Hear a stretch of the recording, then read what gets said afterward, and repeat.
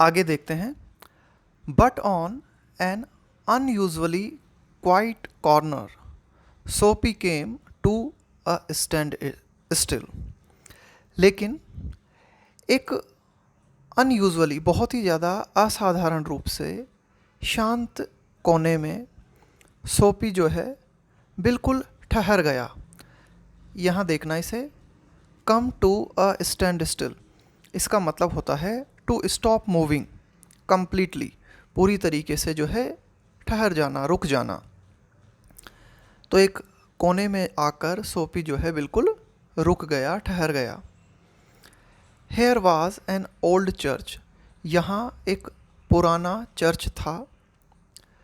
Quint and rambling and gabled, 3 शब्द हैं यहाँ पे, तीनों को देखते हैं। क्वेंट का मतलब होता है बहुत ही ओल्ड फैशन्ड। रैम्बलिंग का मतलब होता है spreading, large and spreading out in many different directions, मतलब दूर तक फैला हुआ। गैबल्ड, एक और वर्ड आया है यहाँ पे, गैबल्ड। गैबल्ड का मतलब होता है जैसे छत होती है ना, इस तरह से जो छत होती है ट्रायंगल शेप में, तो उसको हम बोलते हैं गैबल्ड। चर्च जब बनाया जाता है तो चर्च के ऊपर जो छत होती है, तो छत जो है वो झोंपड़ी की शेप में या ट्रायंगल शेप में होती है, तो उसको हम बोलते हैं गैबल्ड। मतलब ऐसी बिल्डिंग जिसकी रूफ जो है वो इस स्ट्रक्चर की होती है। तो यहाँ एक पुराना चर्च था, बहुत ही ओल्ड फैशन्ड था, इधर उधर बहुत ज़्यादा एरिया में जो है फैला हुआ था, और उसका ऊपर का जो भाग था वो कैसा था, गैबल्ड था, ट्रायंगल शेप में था। Through one violet stained window, stained का मतलब है एक जो धब्बा लगा हुआ था उस पर, तो वॉयलेट कलर की विंडो से, बैंगनी कलर की विंडो से, अ सॉफ्ट लाइट ग्लोड, एक बहुत ही धीमी लाइट, बहुत ही धीमा प्रकाश जो है वो चमका। ग्लो का मतलब है चमकना। वेयर, जहाँ पर कि नो डाउट, इस बात में कोई शक नहीं था कि organist लॉइटर्ड over the keys. Organist एक ऐसा व्यक्ति जो कि ऑर्गन बजाता है। ऑर्गन जो है एक म्यूज़िकल इंस्ट्रूमेंट होता है जिसको प्ले किया जाता है, बजाया जाता है। तो ऑर्गेनिस्ट का मतलब है कि ऐसा व्यक्ति जो चर्च में ऑर्गन बजाता है। लॉइटर्ड ओवर, लॉइटर का मतलब होता है to delay an activity with stops and pauses, मतलब कोई गतिविधि आप कर रहे हो उसे धीरे धीरे से करना, जानबूझकर जो है डिले करना। तो यहाँ चर्च में जो है क्या हो रहा था, ऑर्गेनिस्ट जो है वह ऑर्गन की जो कीज थी उनको बहुत ही धीरे धीरे और रिलैक्स्ड वे में बजा रहा था, जानबूझकर। मेकिंग श्योर ऑफ, इस बात को सुनिश्चित करते हुए, यानी कि ऑर्गेनिस्ट जो था वह धीरे धीरे और आराम से क्यों बजा रहा था, इस बात को सुनिश्चित करते हुए। Mastery of the coming Sabbath anthem.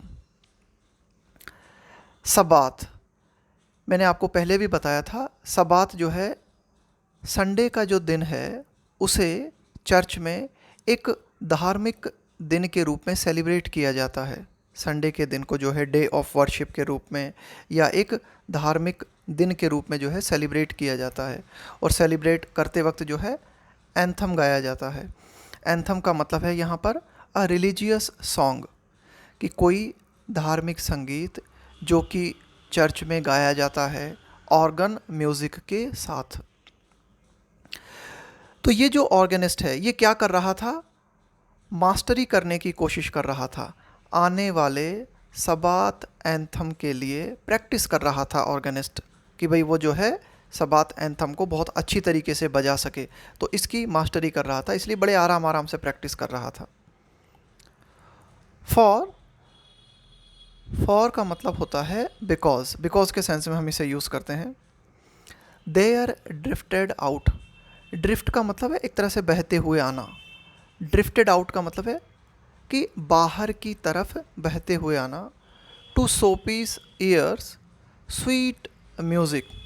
ऐसा इसलिए कि सोपी के कानों तक बहुत ही मधुर संगीत जो है बहता हुआ आया। That caught and held him transfixed, और इस संगीत ने सोपी को पकड़ लिया। होल्ड का मतलब यही होता है पकड़ लेना, कैप्चर कर लेना। एंड होल्ड की सेकेंड फॉर्म है हेल्ड हिम ट्रांसफिक्स्ड। एक और वर्ड यहाँ पे आया है ट्रांसफिक्स्ड। ट्रांसफिक्स्ड का मतलब होता है कि कोई भी चीज़ जो आपके अटेंशन को पूरी तरीके से कैप्चर कर ले, आप जो है बिल्कुल उसी की तरफ देखने लगो। And held him transfixed against the convolutions of the iron fence. Iron fence का मतलब हो गया लोहे की बाड़। लोहे की जो बाउंड्री सी बनवा देते हैं हम, बाड़ लगवा देते हैं ना, उसको कहा गया है आयरन फेंस। और एक और वर्ड है यहाँ पे कॉन्वोल्यूशंस। कॉन्वोल्यूशन का मतलब है ट्विस्ट, जैसे ट्विस्ट जो हो रहे थे ना उनके लिए कहा गया है। तो चर्च के इधर उधर चारों तरफ, चर्च जो है ना बिल्कुल एकदम परफेक्ट डायरेक्शन में तो था नहीं, इधर उधर फैला हुआ था, इधर उधर निकला हुआ था। तो उसके चारों तरफ थोड़ा सा ट्विस्ट होते हुए आयरन फेंस जो है लगी हुई थी, और यहीं पे सोपी बिल्कुल ठहर गया। क्यों? इस म्यूज़िक के कारण, इस संगीत के कारण, एंथम के कारण। The moon was above. चांद ऊपर था, चांद बिल्कुल चमक रहा था, निकला हुआ था। Lustrous and serene. चांद जो है, लस्ट्रस का मतलब होता है वेरी शाइनी, तो चांद जो है बहुत ही अच्छी तरीके से चमक रहा था। एंड सरीन, सरीन का मतलब होता है बिल्कुल शांत होना, बिल्कुल पीसफुल होना, बिल्कुल काम होना। Vehicles and pedestrians were few. Few का मतलब होता है न के बराबर। अगर हम यहाँ पे लिख देते हैं ना अ फ्यू, तो ये पॉजिटिव मीनिंग देता है, जबकि फ्यू जो है वो नेगेटिव मीनिंग देता है। फ्यू का मतलब होता है न के बराबर। तो vehicles and pedestrians were few. तो जिस जगह सोपी खड़ा हुआ था, यानी कि इस चर्च के पास में, तो यहाँ वाहन और पैदल यात्री जो हैं वे बिल्कुल नहीं थे या न के बराबर थे। Sparrows twittered sleepily in the eaves. और जो गौरैया हैं, जो चिड़िया होती है, गौरैया होती है, ट्विटर्ड, ट्विटर का मतलब है चहकना, चहचहाहट करना। जो पक्षी जो चहचहाते हैं ना उसको कहते हैं स्लीपीली। स्लीपीली का मतलब है कि भाई ऐसा लगता है कि आप जो है थके हुए हो और आप जो है थोड़ा सोना चाहते हो, नींद सी महसूस कर रहे हो।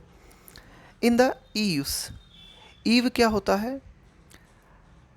The edge of a roof that sticks out over the top of a wall. आपकी जो छत होती है जैसे, तो छत का ये जो बाहरी किनारा निकला हुआ होता है, तो ये बाहरी किनारा निकला हुआ है छत का, तो ये वाली जो जगह होती है ना, इसको हम बोलते हैं ईव। यहाँ पे आपने देखा होगा पक्षी अपना घोंसला बना लेते हैं कि आपका मकान है, उसके जस्ट ऊपर छत है और छत का बाहरी हिस्सा निकला हुआ है, तो उस बाहरी हिस्से में ये वाला जो पोर्शन होता है, यहाँ पर जो है पक्षी अपना घोंसला बना लेते हैं, इसको हम बोलते हैं eave. Sparrows twittered sleepily in the eaves. तो ईव्स के अंदर कुछ गौरैया थी, वे जो है धीरे धीरे चहचहा रही थी, थोड़ी सी नींद में थी। For a little while, for a little while का मतलब है थोड़ी देर के लिए। द सीन, ये सीन ऐसा था, the scene might have been a country churchyard. Country churchyard का मतलब होता है ग्रामीण परिवेश में जो चर्च हमें देखने को मिलता है। चर्च यार्ड का मतलब हो गया चर्च का जो आंगन है। तो थोड़ी देर के लिए ऐसा लग सकता था मानो ये किसी गांव का चर्च है। The scene might have been, scene ऐसा हो सकता था, ऐसा लग सकता था आपको कि थोड़ी देर के लिए कि मानो ये एक चर्च जो है वो ग्रामीण परिवेश में है। And the anthem that the organist played cemented सोपी टू द आयरन फेंस। और जो एंथम ऑर्गेनिस्ट प्ले कर रहा था, यानी कि ऑर्गेनिस्ट के द्वारा जो एंथम बजाया जा रहा था, सीमेंटेड, सीमेंट का मतलब है यहाँ पे एक तरह से जोड़ देना, फिक्स कर देना, Soapy to the iron fence, church के चारों ओर जो आयरन फेंस लगी हुई थी, उस आयरन फेंस के साथ सोपी को फिक्स कर दिया। किस चीज़ ने? इस एंथम ने। फॉर, ऐसा इसलिए, he had non it well in the days, क्योंकि ये जो एंथम है, इस एंथम को सोपी पहले से जानता था। क्यों? Well in the days when his life contained such things, जब उसके जीवन में इस तरह की चीज़ें थी। किस तरह की चीज़ें थी? अब देखते हैं यहाँ पे। As mothers and roses and ambitions and friends and immaculate thoughts and collars. कहने का मतलब ये है कि सोपी जो है कभी बहुत ही जेंटलमैन की तरह एक अच्छा जीवन व्यतीत किया करता था, अच्छा जीवन जिया करता था। और जब वो अच्छा जीवन जिया करता था, उस टाइम इस एंथम को वो सुना करता था, इसलिए उसे पुराने दिनों की जो है याद आ गई। कंटेन का मतलब है होना, कि भाई जैसे हम कहें कि इस कंटेनर में क्या है, सच थिंग्स। तो उसके जीवन में इस तरह की चीज़ें थी। अब ये सिंबल हैं mothers, roses, ambitions, friends, immaculate thoughts, collars. इनके मतलब समझते हैं, क्या मतलब है इनका। अब यहाँ पे क्या लिखा हुआ है? मदर्स। इसका मतलब ये है कि भाई उसके पास एक सपोर्टिव इन्वायरमेंट हुआ करता था, यानी कि उसका एक फैमिली स्ट्रक्चर था उसके पास, उसका बचपन था। रोजेस, रोजेस से यहाँ पे मतलब हो जाएगा कि उसके जीवन में ब्यूटी हुआ करती थी, नेचुरल ग्रेस ग्रेस जो है देखने को मिलती थी, लव एंड अफेक्शन था उसके जीवन में। एम्बिशंस, महत्वाकांक्षाएं थी उसके पास, उसके कुछ गोल्स थे, उसके कुछ ड्रीम्स थे। फ्रेंड्स, उसका एक सोशल कनेक्शन था, कंपेनियनशिप थी उसके पास में। इमेकुलेट का मतलब होता है परफेक्टली क्लीन, और उसके पास जो है बहुत ही अच्छे विचार थे। उसकी आत्मा जो थी वो बहुत ही क्लियर थी, बहुत ही साफ थी। तो इन बातों के लिए कहा गया है ना कि भाई इस तरह का उसका जीवन हुआ करता था। एंड कॉलर्स, कॉलर्स का मतलब हो जाएगा वेल ड्रेस्ड मैन, यानी कि वो बहुत ही अच्छे से रिफाइंड कपड़े जो है पहना करता था, उसका एक सोशल स्टेटस था। तो इन सब बातों की याद जो है सोपी को आ गई। द कंजंक्शन ऑफ, यहाँ पे कंजंक्शन से मतलब है को ऑकरेंस। कंजंक्शन का मतलब है कि भाई साथ में जो है घटित होना, जैसे दो घटनाएं हैं वे एक साथ घटित हों। Of showpiece receptive state of mind. Receptive का मतलब होता है ग्रहणशील होना। रिसेप्टिव स्टेट ऑफ माइंड का मतलब हो गया कि सोपी के माइंड की दशा कैसी थी इस समय? बहुत ही ज़्यादा ग्रहणशील, यानी कि जो कुछ भी वो सुन रहा था उसका सीधा इफेक्ट जो है उसके दिल पे हो रहा था। एंड द इन्फ्लुएंसेस का मतलब हो गया प्रभाव। एंड द इन्फ्लुएंसेस अबाउट, यहाँ पे अबाउट से मतलब है नियर, अराउंड यानी कि पास में या चारों ओर। And the influences about the old church wrought a sudden and wonderful change in his soul. wrought, इसका मतलब क्या है? इसका मतलब है caused, यानी कि किसी चीज का कारण होना। तो क्या हुआ कि सोपी की जो रिसेप्टिव स्टेट ऑफ माइंड है, और इसके अलावा चर्च के जो आसपास का वातावरण था, उसने जो है क्रिएट किया, यानी कि आसपास का वातावरण और ये जो एंथम था, इसने सोपी की आत्मा में अचानक से जो है एक बहुत ही शानदार परिवर्तन ला दिया। तो रॉट का मतलब हो जाएगा ला देना या कारण होना। तो आसपास का माहौल और सोपी की रिसेप्टिव स्टेट ऑफ माइंड जो है वो कारण बने। किस चीज़ का? इनके कारण सोपी की आत्मा में जो है अचानक से एक परिवर्तन आ गया। He viewed with swift horror. Swift का मतलब है बड़ी तेज़ी से, और हॉरर का मतलब है बहुत ही ज़्यादा शौक लगना, बहुत ही ज़्यादा आश्चर्य होना, भाई बहुत ही ज़्यादा डर जाना, शौक में आ जाना। द पिट, द पिट का मतलब हो गया गड्ढा। Into which he had tumbled, और टम्बल का मतलब है गिर जाना किसी चीज़ में, जहाँ पे मतलब है गड्ढे में गिर जाना। तो सोपी ने बड़ी तेज़ी के साथ और बड़े आश्चर्य से, बड़ी शॉक्ड स्टेट में देखा कि वो किस गड्ढे में गिर गया था। उसने अपनी आत्मा के बारे में देखा, खुद के बारे में उसने सोचा कि मुझे हो क्या गया है, मैं कितना गिर चुका हूँ। द डिग्रेडेड डेज, डिग्रेड का मतलब होता है एक तरह से आपकी जो रैंक है, आपकी जो रेपुटेशन है, उसमें डाउन हो जाना, एक तरीके से नीचे चले जाना और ज़्यादा गिर जाना, degraded days.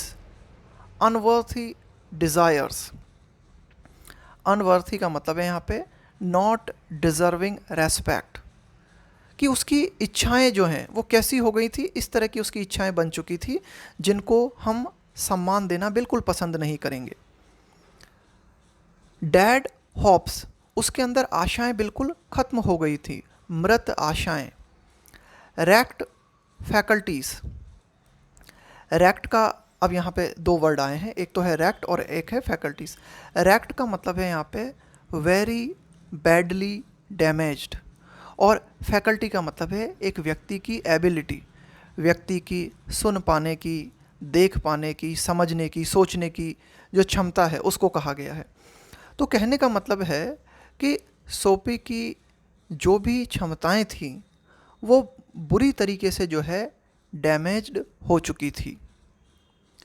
And base motives, base का मतलब होता है not showing any honour, having no morals, कि आपके अंदर जो है ना कोई नैतिकता नहीं बची है, किसी तरह का सम्मान नहीं बचा है, उसको कहा गया है बेस। और मोटिव से मतलब हो जाएगा कि भाई आपका जो उद्देश्य है, तो बेस मोटिव से यहाँ पे मतलब हो जाएगा कि आप जो है बहुत ज़्यादा इमोरल हो चुके हो, बहुत ज़्यादा स्वार्थी हो चुके हो, आपके अंदर बहुत ज़्यादा डिसऑनरेबल डिज़ायर्स हैं। तो ये सब सोफी ने देखा कि यार उसे हो क्या गया था, वो किस गड्ढे में गिर गया है, उसकी आत्मा कितनी नीचे गिर गई है। अपने डिग्रेडेड डेज को उसने देखा कि वह जो है किस तरह से एक अपमानित जीवन जी रहा है, उसके अंदर कैसी लो क्वालिटीज़ की डिज़ायर्स हैं। उसने देखा कि उसकी होप्स जो हैं, उसकी उम्मीदें जो हैं वो पूरी तरीके से ख़त्म हो चुकी हैं, और उसके उद्देश्य जो हैं वो बहुत ही ज़्यादा स्वार्थी और बहुत ही ज़्यादा इमोरल, अनैतिक हो चुके हैं। ये सब चीज़ें जो थी, इन सब चीज़ों ने उसके अस्तित्व को निर्मित किया, यानी कि वर्तमान हालत में सोपी का जो एग्जिस्टेंस था वो इन्हीं सब लो क्वालिटीज़ से निर्मित था।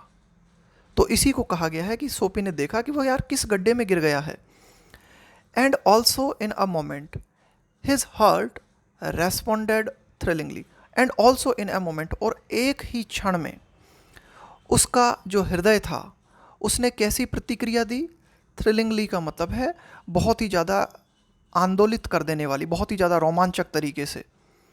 To this novel mood, novel का मतलब है नया, तो ये जो सोपी का नया मूड था, एक नया जो परिवर्तन उसमें आया था, तो उस परिवर्तन के प्रति सोपी के हृदय ने बहुत ही शानदार प्रतिक्रिया दी।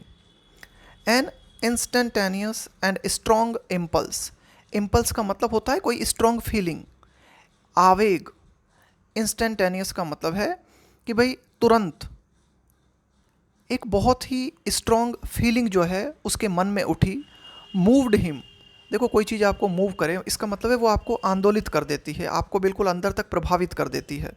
To battle with his desperate fate, fate का मतलब हो गया भाग्य, और डेस्परेट का मतलब हो गया कि भाई बहुत ही ज़्यादा हताशा में होना। हैविंग लॉस्ट होप, उसको हम बोलेंगे desperate.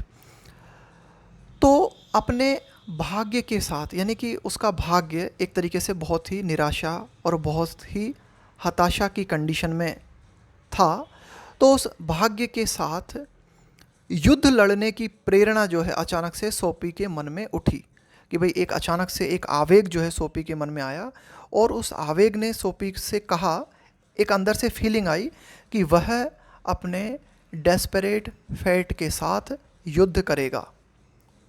He would pull himself out of the mire, देखो pull oneself out of something, इसका मतलब है अपने आप को खींच लेना। एक और वर्ड यहाँ पे आया है मायर, मायर का मतलब है यहाँ पे कोई भी अनप्लेजेंट सिचुएशन, कोई भी कॉम्प्लिकेटेड या अनप्लेजेंट सिचुएशन। तो ये जो बेकार परिस्थिति है, ये जो बहुत ही ज़्यादा अनप्लेजेंट सिचुएशन है, इस सिचुएशन से वह अपने आप को वापस खींच लेगा, अपने आप को बाहर निकालेगा। इस तरह की प्रेरणा सोपी के मन में उठी। He would make a man of himself again. वह अपने आप को, हिमसेल्फ से मतलब है यहाँ पे स्वयं, अपने आप को, वह अपने आप को फिर से एक आदमी बनाएगा। आदमी बनाने से मतलब है वह फिर से एक ऑनरेबल मैन बनेगा, एक रेस्पेक्टेबल मैन बनेगा। ही वुड कॉन्क्वायर, कॉन्क्वायर का मतलब है जीतना। द ईविल से मतलब है यहाँ पे जो बुराई उसके मन में, उसके दिल में बसी हुई है, उस बुराई पर वह विजय प्राप्त करेगा। That had taken possession of him. देखो, टेक पोजेशन ऑफ, इसका मतलब है किसी को अपने कंट्रोल में ले लेना, किसी पर अपना अधिकार कर लेना। यानी कि वह बुराई जिसने सोपी को अपने कंट्रोल में ले लिया था, उस बुराई पे सोपी विजय प्राप्त करेगा, ऐसा ख्याल उसके मन में उठा। देयर वॉज टाइम, अभी समय था। He was comparatively young yet, यानी कि अभी वह कोई ज़्यादा बूढ़ा नहीं था, तुलनात्मक रूप से वह जो है अभी जवान ही था। ही वुड, तो ऐसा भी नहीं है कि टाइम खत्म हो चुका है कि भाई अब तो कुछ नहीं हो सकता। उसने देखा कि नहीं नहीं, अभी टाइम है, वह जो है अभी युवा था। He would resurrect his old eager ambitions. Resurrect का मतलब होता है किसी चीज़ को पुनर्जीवित करना, उसे रिवाइव करना। Resurrect his old eager, eager से मतलब है किसी चीज़ को बहुत ज़्यादा चाहना, किसी चीज़ के प्रति बहुत ज़्यादा इंटरेस्टेड होना। तो ऐसी महत्वाकांक्षाएं जिनके प्रति सोपी बहुत ज़्यादा इंटरेस्टेड है, उन महत्वाकांक्षाओं को वह फिर से पुनर्जीवित करेगा। एंड परस्यू, परस्यू का मतलब है फॉलो करना, पीछा करना, यानी कि वह अपने एम्बिशंस का, अपने ड्रीम्स का पीछा करेगा। And pursue them without faltering. Faltering का मतलब होता है लड़खड़ाते हुए, कि आप जो है अपनी स्ट्रेंथ खो दो। तो बिना लड़खड़ाए वह अपनी एम्बिशंस का पीछा करेगा, अपने गोल्स को पूरा करने का प्रयास करेगा।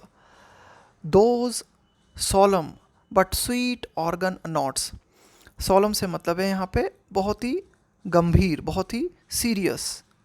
Those solemn and sweet organ notes, organ notes से मतलब हो गया जो ऑर्गन म्यूज़िकल इंस्ट्रूमेंट था, उसकी जो ध्वनियाँ आ रही थी बहुत ही गंभीर थी और बहुत ही मधुर थी। Had set up a revolution in him, तो इन आवाज़ों ने, यानी कि ये जो मधुर ध्वनियाँ आ रही थी, इन मधुर ध्वनियों ने क्या किया, ऑर्गन की आवाज़ ने set up a revolution in him, इन मधुर आवाज़ों ने उसके अंदर एक क्रांति ला दी। Set up a revolution in him का मतलब हो गया कि एक क्रांति सोपी के हृदय में जो है आ गई। Tomorrow he would go into the roaring downtown district and find work, कि अगले ही दिन यानी कि कल, ही वुड गो, वह जाएगा, कहाँ जाएगा, into the roaring downtown. Downtown का मतलब होता है कि कोई भी क्षेत्र है उसका सेंट्रल पार्ट, उसका मेन पार्ट। तो डिस्ट्रिक्ट में यानी कि ज़िले के मेन पार्ट में वह जाएगा। और इस ज़िले को क्या कहा गया है, डाउनटाउन डिस्ट्रिक्ट को क्या कहा गया है, रोरिंग। रोरिंग से मतलब है यहाँ पे कि जहाँ बहुत ज़्यादा एक्टिविटी आपको देखने को मिलती है, बहुत ज़्यादा शोर शराबा आपको देखने को मिलता है। तो सोपी ने डिसाइड किया कि वह कल सिटी के मेन पार्ट में जाएगा जहाँ बहुत ज़्यादा एक्टिविटीज़ पाई जाती हैं, एंड फाइंड वर्क, और वहाँ जाके अपने लिए काम तलाशेगा, काम ढूंढेगा। अ फ इम्पोर्टर हैड वंस, फ का मतलब मैंने आपको बताया था कि जो मुलायम बाल होते हैं जानवरों के, उसको हम बोलते हैं फ। इम्पोर्टर का मतलब है इम्पोर्ट करने वाला, आयात करने वाला। हैड वंस, ऑफर का मतलब है प्रदान करना, him a place as driver. तो सोपी को याद आया कि एक बार एक फर इम्पोर्टर ने उसे ड्राइवर की पोस्ट ऑफ़र की थी। He would find him tomorrow, उस व्यक्ति को सोपी जो है कल ढूंढेगा। He would find him tomorrow and ask for the position, और उस व्यक्ति से यानी कि इम्पोर्टर से जो है ड्राइवर की पोजीशन देने को कहेगा, यानी कि वह जो है कहेगा कि भाई ठीक है, मैं ड्राइवर बनने को तैयार हूँ, अगर ये पोस्ट आपके पास है तो मुझे दे दो। He would be somebody in the world. तो सोपी ने फाइनली डिसाइड किया कि वह इस संसार में कुछ बनेगा। He would be somebody in the world, यानी कि वह जो है अपनी रेपुटेशन को फिर से प्राप्त करेगा और इस दुनिया में जो है कुछ बनेगा। ही वुड, वह और क्या करेगा, इस तरह से सोपी जो है लगातार सोचता जा रहा था, उसका हृदय जो है बहुत ज़्यादा आंदोलित था। सोपी felt a hand laid on him, ले की सेकेंड फॉर्म लेड। सोपी ने अनुभव किया, जब वो ये सब सोच रहा था तो इसी समय सोपी ने अनुभव किया कि उसके Sophie felt a hand laid on his arm, कि उसकी आर्म के ऊपर, उसके हाथ के ऊपर किसी ने अपना हाथ रखा। हैंड लेड यानी कि सोपी के हाथ के ऊपर एक हाथ जो है किसी का रखा गया। He looked quickly around into the broad face of a policeman. He looked quickly. सोपी ने बड़ी तेजी से देखा। क्विकली अराउंड यानी कि अपने चारों ओर जो है पलट के सोपी ने तुरंत जो है देखा, तो क्या नज़र आया सोपी को? ब्रॉड फेस है ना, एक बहुत ही ज़्यादा चौड़ा चेहरा जो है नज़र आया। किसका? पुलिसमैन का। What are you doing here? Asked the police officer. अब देखो यहाँ पे ये जो है ना क्या लिखा हुआ है? डूइंग लिखा हुआ है, लेकिन मैंने बताया था आपको कि स्टोरी में कैरेक्टर्स जो हैं वो ग्रामेटिकली जो है करेक्ट नहीं बोलते हैं, वो जिस तरह से बोलते हैं ना राइटर उनको उसी तरह से लिख देता है। What are you doing here, कि तुम यहाँ पे क्या कर रहे हो? इस पुलिस ऑफिसर ने सोफी से पूछा। नथिंग सैड सोपी, सोपी ने कहा कि नहीं, कुछ नहीं। और अब जो है आगे देखते हैं। देन कम अलोंग, तो फिर चलो। कम अलोंग का मतलब होता है to go with someone, to go somewhere with someone, यानी कि किसी को फॉलो करते हुए उसके साथ में जाना। तो फिर पुलिस वाले ने कहा कि अगर ठीक है कुछ नहीं कर रहे हो तो चलो आओ मेरे साथ। सैड द पुलिसमैन, ऐसा पुलिसमैन ने कहा। 3 months on the island sad the magistrate in the police court the next morning. और अगली सुबह पुलिस कोर्ट में मजिस्ट्रेट ने सोपी को सज़ा सुनाई, और सज़ा सुनाते हुए क्या कहा कि सोपी को आइलैंड पर 3 महीनों की कैद दी जाती है। तो ये था कहानी का फाइनल ट्विस्ट कि सोपी जो है इतने लंबे टाइम से अरेस्ट होने का प्रयास कर रहा था, तब वो जो है अरेस्ट नहीं हुआ। जब उसने अपने आप को बदलना चाहा, अपने आप को परिवर्तित करना चाहा, और उसी समय जो है पुलिस वाले ने उसे कैप्चर कर लिया। ऐसा कई बार जो है जीवन में होता भी है ना। तो ये बहुत ही ज़बरदस्त प्लॉट ट्विस्ट था। आपने भी शायद उम्मीद नहीं की होगी कि प्लॉट ट्विस्ट ऐसा देखने को मिलेगा, और ये ही ओ हेनरी की कहानियों की विशेषता है कि आपको बहुत ही ज़बरदस्त सरप्राइजिंग ट्विस्ट देखने को मिलता है। हम पहले भी एक कहानी पढ़ चुके हैं ओ हेनरी की, और मैंने बताया था वो मेरी जो है बहुत ज़्यादा फेवरेट कहानी में से है, टॉप 3 में आती है, और वो कहानी थी द गिफ्ट ऑफ द मैजाई। तो उस कहानी को भी जो है आप ज़रूर पढ़ें।